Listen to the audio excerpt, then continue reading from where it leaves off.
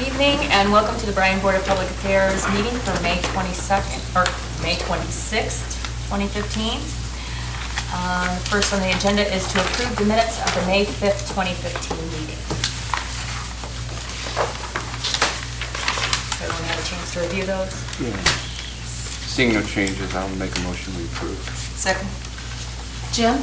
Yes. Karen? Yes. Bonnie? Yes. Al? Yes. Dick? Yes. And number 2, a hearing of public concerns.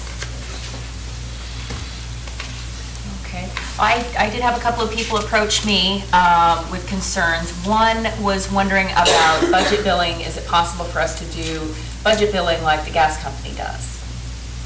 Actually, we do sort of follow what the gas company does. We have a sign-up period that begins in September, and we look at the budget for the electric side for the 12-month period, and we break it out over a 12-month period, what we'd anticipate that you would use. The difference is, I know the gas company typically trues up around July, August, and a true-up means they adjust the bill to catch you up or reduce it if you've overpaid. Unless there's an extreme cold winter or a warm winter that would throw that off. We try to true up as much as possible about every 4 months. We try to keep it, because we really don't feel that it's proper to have a huge balance sitting there that you've overpaid or have a huge balance that you owe us yet. I think the main difference that people experience is when you try to put us up against the gas company as in how our budget process works. They are dealing with one commodity, be it gas. On our bills, we have gas, water, cable TV, sewer, trash, all these other things. Really all we're doing is truing up the electric side because those are meters that we can read all the time. Our water meters, we can't read all the time in the winter. We have to estimate them, so it's really tough to try to calculate, estimate, and then put you on a budget with water. But we do adjust the electric side. That doesn't mean your bill that you're used to seeing, if it's a $100 bill that you get in the mail from us, it doesn't work that way. I know gas does. If it's $100, you're going to have a $100 gas bill for the next couple of months, period. Ours is, if you look at the electric portion of that, if we say that we feel your budget amount's going to be $100 and $125, we try to hold true to that $125 on the electric side, but the other part of that bill moves, and we can't control that. Okay. So there is a difference because of multiple commodities being charged on one bill versus just a singular gas. Okay, but basically it is leveled out, but we even it out 4 times a year as opposed to... We try to. Shelley, our billing clerk, and Lisa Roloff from downtown take care of all the budget billing. We did build some spreadsheets that do some evaluating, trending, and that's what they use. So it's a very time-consuming thing. In fact, I think we're probably at our highest right now. Lori, do you know how many off the top of your head? We have over 125 now that we're... I was thinking in the 120, 130 range. Yeah, and it's quite a bit for where we used to be. We even opened up budget billing used to only be for those residents that own their property. We have looked at the last year and brought some on, those elderly people that rent and those that are in trailers. I mean, just because it makes sense, we're trying to help people get their bill paid, not hurt them. Right. Like I said, the only thing we can really monitor though is that electric usage, because that's the largest part of that bill. Okay. So, if that answers your question, I don't know. Yes, yes. And the other question that was brought to me was concerns about the, when the BMU commercials come on, they're quite a bit quieter than the other, than the rest of the noise Channels? level. I know we do level checks on our head in and adjust those, but I'll slide this over to Joe because he's the guy who's part of that group that checks those. Do you want to address the channel bouncing level-wise? Sure. The equipment that we use to do ad insertion with, we set the commercials up at a certain sound level or dynamic range on the audio levels. And if they're lower, it's because you've had a lot of adjustments in the satellite carriers that doesn't match art all the time. This has been a problem. I've dealt with it for 30-some years. That with ad insertion, getting the ad levels on volume the same is the broadcast is hard. It's really hard today because, for example, the Turner networks are notorious for adjusting sound levels a great percentage over a period of a few minutes. So what we're going to do is we're going to go through a certain setup. We'll have to try to do it next week because it's very involved, where we go every single ad, every single channel, and every ad that goes on that channel, and we have to make those dynamically meet, and we basically justify them to each other over the course of that. And we used to have complaints, Bonnie, that the commercials were too loud. And then we adjusted, we worked and adjusted that. So and Eric today, he did a global reset of some of the ads to try to increase it as much as possible. It's not a matter of just turning a knob. It doesn't do it that way. There's a lot involved with it, but that's what they're seeing though. Okay, thanks for that clarification. Okay, anyone else? Number 3 then is the clerk treasurer's report. The board's been presented with the clerk treasurer's report for the month ending April 30th, 2015.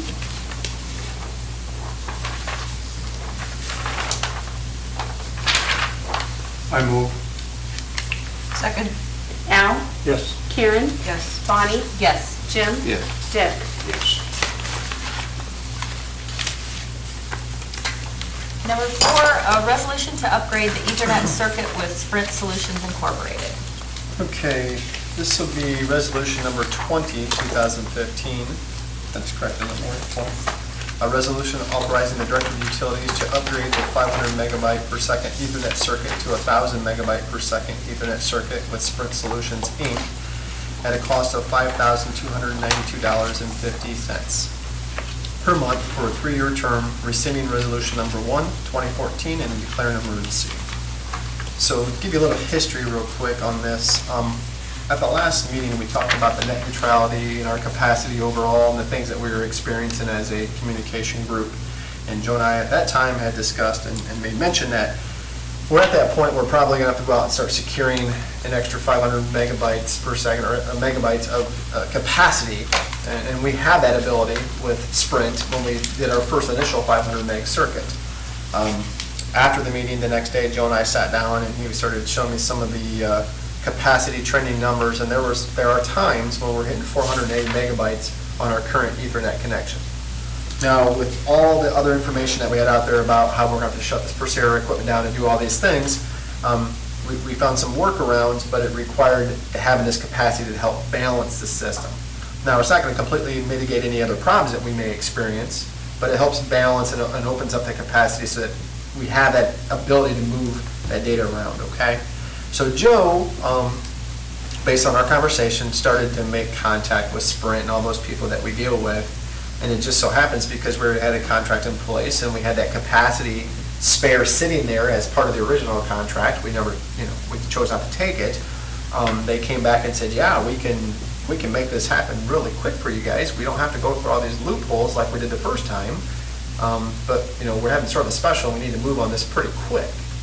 And then Joe and I, on our end, we realized because of that time crunch coming up with the FCC's net neutrality and us shutting that Persera piece of equipment off, it made sense, to get this thing going. So we really couldn't get it to you sooner to get more, discussion going about it.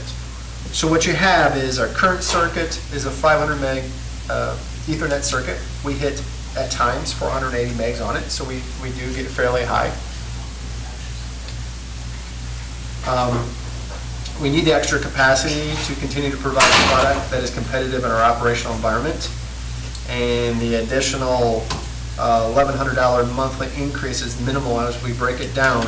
So I had Joe break down for me. And unfortunately, our breakdown encompasses the RTEC agreement too, which is the next thing coming. But we are averaging about $15.74 per megabyte of capacity with this new contract and this next resolution that will be coming to you. If you approve this one, we've dropped that down to $9.34. So for the money, it's a really good buy. I mean, we really cut that price in half for extra capacity. Again, 3-year contract. So we rescinded the first contract. This will be a 3-year contract, which we're fine with. We know we need this capacity, and and we will use it, so. Questions, comments? Do you think this will be enough to last? I mean, I guess the reason I ask is for the channels that they talk about that are going to start streaming on the internet, you think they're going to eat this up?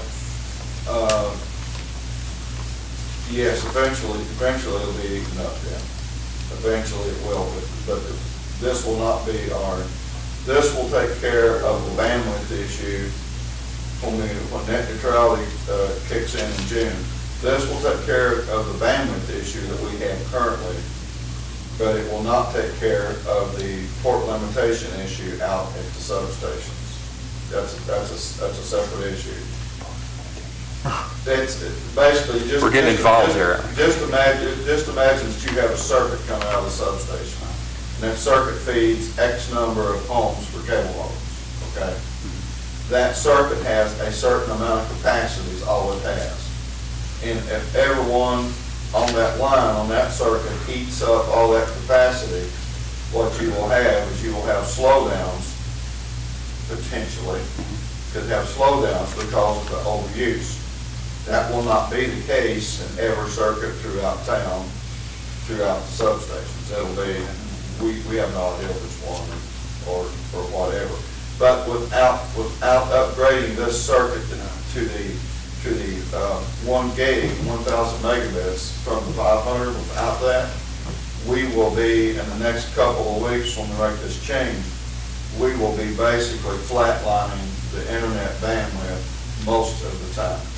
Because we're almost peaking Yeah, we're out. close now, aren't we? Yes. Yeah, okay. So if you use the analogy on the electric side, like Joe started, this circuit is very similar to the 138 kV feed coming into Bryan. And then it's sort of also like that 69 kV loop around town.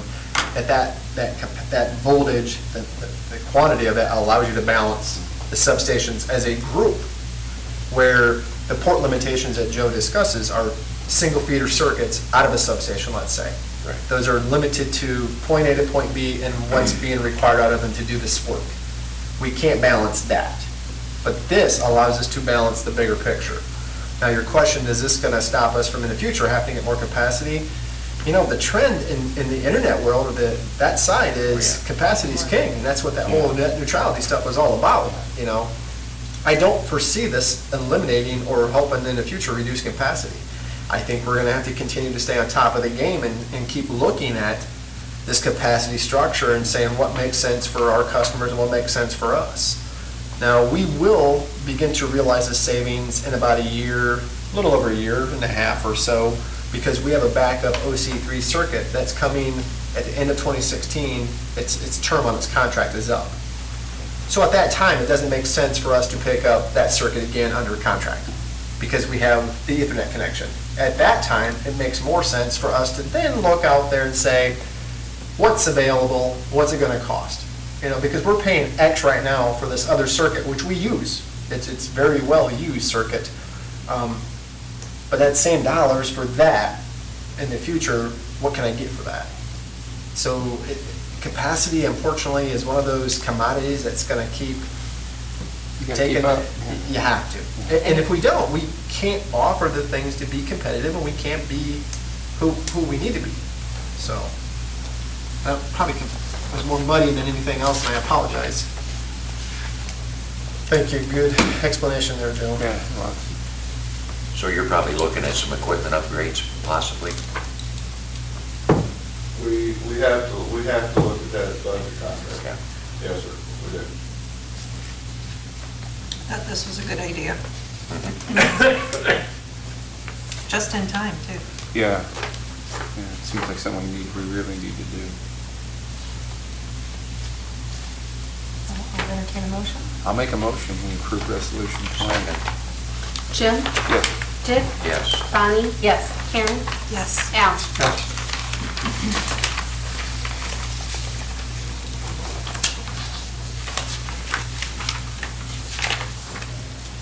Okay, number 5, a resolution to amend the agreement with RTech Communications Incorporated for the transport of an upgraded Ethernet service. Okay, this was anticipation that the board would pass that portion, resolution 20.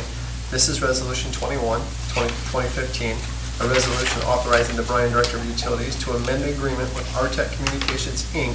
for the transporting an upgraded 1,000 megabyte per second Ethernet service at a cost of $4,441.17, or excuse me, $4,441.17 per month, and repealing any portion of the resolution number 7, 2014, inconsistent therewith, and declaring an emergency. Okay, so when I mentioned that price per megabyte, that's part of this encompassed in that, so it's the total package. These are two separate contracts that we deal with, but we always look at them as an encompassing package because you need A to get B home here, okay? Because we physically don't have that contact with Sprint, and we don't do that. Artec, Original Telephone, ports that through and brings it to us, okay? Because our fiber system extends to them. They've been our partner for a lot of years. What they're willing to do for us, because we have a good partnership, is not really open up their contract all-inclusively as a whole, but they want to open up the section about transporting this capacity to us, because they have to upgrade their equipment and do other things to manage a larger pipe than what they are right now. So there's a cost to them. And that's what's reflected in this increase. So truly, the increase is $773.77 over what we currently pay. Again, very small amount. You take that as a full encompassing package, then we get into that $9.34 per megabyte versus the $15. So we really needed the first one resolution to be passed to even bring this to you and say, okay, now we need to do this. Questions? So will we eventually drop this OC3? Probably so, Dick. What it does for us right now is it gives us redundant backup if something should happen to this other big circuit. But we have to weigh the value of that versus what it does to the budget. At the end of 2016, there's a good possibility we will not renew it. As you can see, it is more expensive per megabit, considerably more than the Ethernet circuit, and that's because of the technology that's used to deliver that. And again, the OC3 is a separate entity we're not dealing with right now. What we have on the table is this Artec agreement, which, since we passed Resolution 20, we need 21 to be passed. 20 was the capacity, 21 gets it here. Amen. Yes, that's a good way of putting it, Jim. Okay. Yes, sir. I'll make a motion, we approve 21. Second. Jim? Yes. Karen? Yes. Bonnie? Yes. Dick? Yes. Al? Yes. Thank you for making those both happen. Number 6 then is a request for educational assistance. Okay, this would be application for educational assistance from Scott Beer. Scott is only asking for $300 reimbursement on a web server administration class he's currently taking. You know, based on revised changes to the 2015 handbook, he's eligible for that $300 that's left on his yearly available reimbursement. Again, Scott does sign the contract with us, and he's going to be an employee of ours based on X amount of years on this reimbursement, which is very common to anybody that uses the educational reimbursement program here at the utility. Scott would be eligible for the $300 reimbursement once he's satisfactorily completed the class. So that's wrapping up here. He's in that class right now. I was going through some of the classes today that Scott has already taken, and it's amazing that we've already utilized him for those things that he's had some additional training on. So he happens to be one of those positions when it comes to the networking, the web stuff, you name it, we tap into him right away. And then Scott, the other classes that make up a bachelor's degree, be it the unusual ones like the biology and everything else, he takes care of on his own. So I would respectfully request and actually recommend that we approve the reimbursement for Scott. So moved. Second. Al? Yes. Dick? Yes. Bonnie? Sign nobody else. Bonnie? Yes. Jim? Yes. Karen? Yes.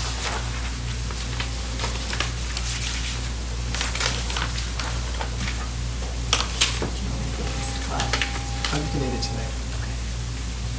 I did that way, so that way it showed I received it this date, and then Okay. Just I'm wanna going to make keep sure. that on file, and it goes to Jay. Thank you. Number 7, a discussion on BIPAC progress regarding the Bryan Industrial Park North. Okay, been a lot going on with the BIPAC group. And the last BIPAC meeting, the mayor and I and Ron and the other group decided, you know what, we're moving forward the way we want to, but we wanted to bring board and council up to speed on some of our actions and where we're at. So currently, the group has voted and we approved the naming of the new industrial park as the Bryan Industrial Park North. It just made sense. It followed along with everything we were doing. It's on the north edge of town. We're working on a set of building guidelines that follow the city's industrial zoning code. So we're one-stop shopping, pushing it all together. Also, we're putting together a handbook for all potential developers that really truly is a one-stop shop. It gives the zoning footprint, it gives our requirements, it gives the P&Z's code, where it's at, where to find it, lays out all the processes for new business coming to Bryan and what they got to do to get to the next step. Currently, I know there's 12 to 15 other steps that we're still sorting through, the mayor and I and the group. We will probably be working through those the next month. I know we have a meeting on Friday. We're going to hammer those again. I would venture to say we'll probably have another meeting thereafter or a joint council board meeting to sort of a formal approval that, yep, this looks like what we want to do and this is where we're at. As I said, because it's a new development, we really wanted to tailor it for what we wanted to use it for. It is definitely different than our current industrial park on the outside edge of town over here, off of Wilson Street. We have lots available there that already meets the guidelines, and what we need to do with that is already laid in place. This was a specialty that we had to put together. Also on that, I know just from being gone last week and coming by, it looks like the water line is half to 3/4 done, is my guess. Right. Does that sound about right, Mayor? Yeah. You're Am I taking all your my notes? Okay. I slide over, look at the mayor's notes again here. I will stop on what the water and sewer are doing. I'm just saying this is where we're at with BIPAC. I'll let the mayor jump on the rest. No, I think everyone is kind of on board, and we want to get, we have a meeting Friday, and after Friday, there probably will be one more, and then we want to have a joint council of BPA to bring everyone up to speed. And as I said, with this water line and everything going in, our timing is just about right. And of course, Bryan had meetings with AMP and RGP. We're getting some hits on it already, but we're not ready. You know, if something comes up, we're ready to go, but it sounds exciting, you know. It's out there. We're pushing it hard. I mean, that's what we said we would do, and we're staying on top of it, so. Any other questions, comments? Okay. Number 8, it's time to pay the bills. So moved. Second. Al? Yes. Dick? Yes. Bonnie? Yes. Jim? Yes. Karen? Yes. And number 9, comments from BPA and staff. Yeah, I'd like to start off and congratulate our one and only Mr. Al Horn. Thank you. On Thursday, Al will be inducted into the Ohio Senior Citizens Hall of Fame. Great little write-up that's going to be released. Just extremely proud of Al. He is very deserving of this, and it's nice to have somebody from our community that has done the things you've done in your lifetime be recognized for all the good that's out there that you did. So I'm excited for you. I wanted to make sure everybody knew that. And then the other thing I did want to bring up is starting in June, the Outdoor Channel has provided the utility a Fitbit, and we're going to take that Fitbit and we are going to, in the month of June, all new BMU cable internet customers or existing customers who upgrade their service will be entered into a drawing for the free Fitbit, and the drawing will be on July 1. So that was one of the things that sometimes the channels do provide this stuff as promotional material for us to use. And luckily for us, that was a nice item that we could run with and try to get some bang for the buck. It's a pretty nice Fitbit, so. We can run with it literally.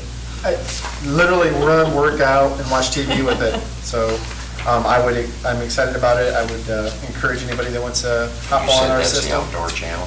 Yep, the Outdoor I Channel. think the guy that hunts the most in the community ought to get that. Well, you sign up for some HBO and Cinemax and get your name in there too. But the small Good term time. says if you work for the utility, you're not able to. Always a catch. So, other than that, I'm good. Mayor? Not a lot, Mr. Bryan took most of my speech there, but I too want to congratulate Al on his state award, and that there's quite a company that he's going to be down there with, and we're looking forward to seeing him get that award, and congratulations, because you've done a nice job here for the city of Bryan. I think the word broke before you thought it was going to break, but it did break, so. Yeah. So, congratulations. Thank you. Okay, Laura? Congratulations, Mr. Horn, well deserved. Anyone out there? Okay, Al? Nothing. Dick? Wonderful accomplishment. Same here, congratulations. Yeah.